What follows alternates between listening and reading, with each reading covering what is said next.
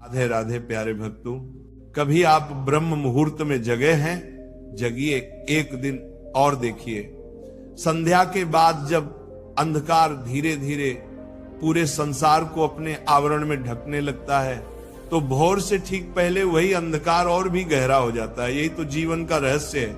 जब हमारी समस्याएं समाप्ति के निकट होती हैं, तब वे अपने सबसे भयंकर रूप में प्रकट होती हैं, और ऐसे समय में अधिकतर लोग हार मान लेते हैं, डर जाते हैं, टूट जाते हैं।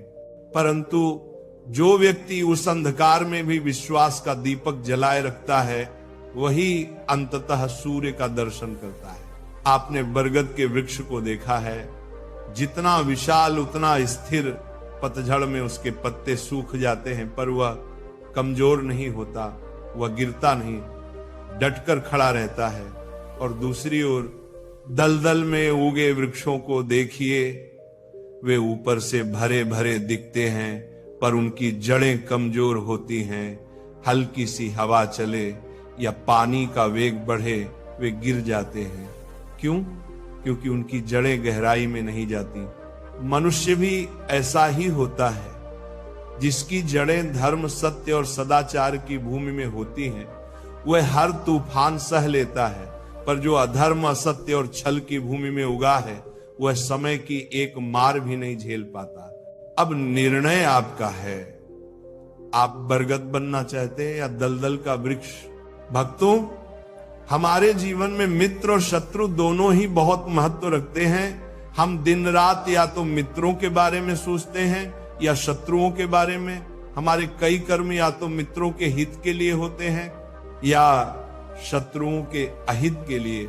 पर यदि मैं आपसे कहूं कि मैं ऐसा एक मंत्र जानता हूं जिससे आप अपने सभी शत्रुओं को समाप्त कर सकते हैं, वह मंत्र है मित्र बना लीजिए। अपने शत्रु को अपना मित्र बना लीजिए और आपके सारे शत्रु स्वतः ही मिट जाएंगे। मैं क्या कर रहा हूं? मैं प्रकाश जला रहा हूं ताकि अंधकार मिट जाए। समझिए, मैं अंधकार से लड़ नहीं रहा, मैं केवल प्रकाश फैला रहा हूं। बुराई को बुराई से नहीं, अच्छाई से जीता जाता है। अन्याय को अन्याय से नहीं, न्याय से हराया जाता है। क्रोध का उत्तर क्रोध नहीं है, क्षमा ही उसका उपाय है। याद रखिए, लोहा लोहे को काटता है, पर ठंडा लोहा ही गर्म लोहे को काट सकता है। इसलिए यदि जीवन में विजय चाहिए, तो पहले अपने मन को ठंडा रखिए, अपनी सोच को संतुलित कीजिए, क्योंकि उचित विचार ही उचित परिणाम लाते हैं। आप सोच रहे होंगे, मैं पौधा क्यों उखाड़ रहा हूं, ये तो पाप है ना? परंतु कभी कभी विनाश भी सृजन की पहली सीढ़ी होता है। यदि नया भवन बनाना हो तो पुराने को गिराना पड़ता है।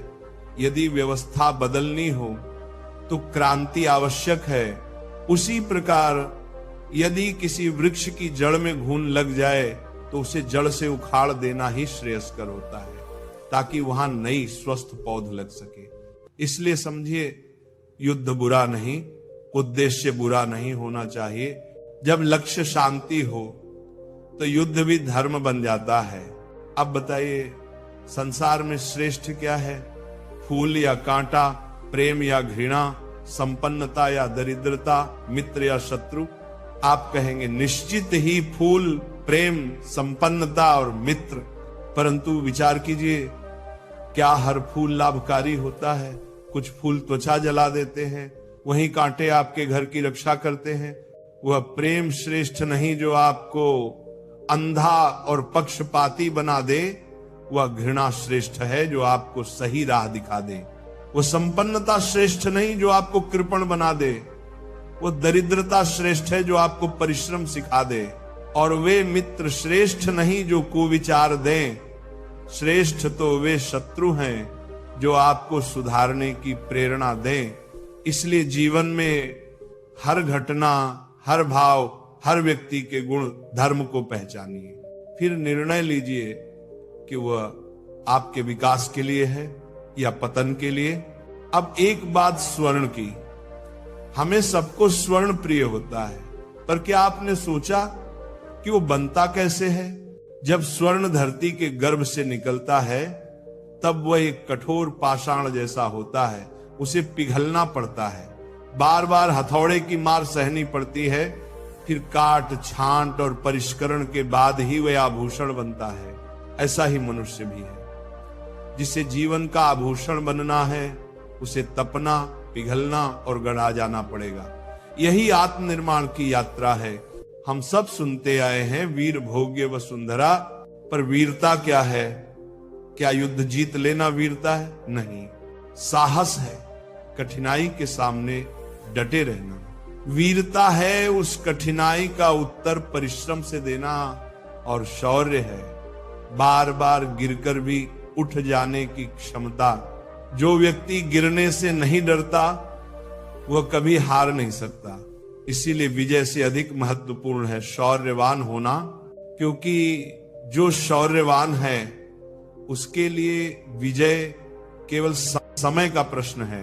राधे राधे प्यारे भक्तों, याद रखिए, जब अंधकार सबसे घना होता है तब भोर निकट होती है। डटे रहिए, जमे रहिए और अपने भीतर का दीपक बुझने मत दीजिए, क्योंकि जहां विश्वास है वहां अवश्य प्रभात है।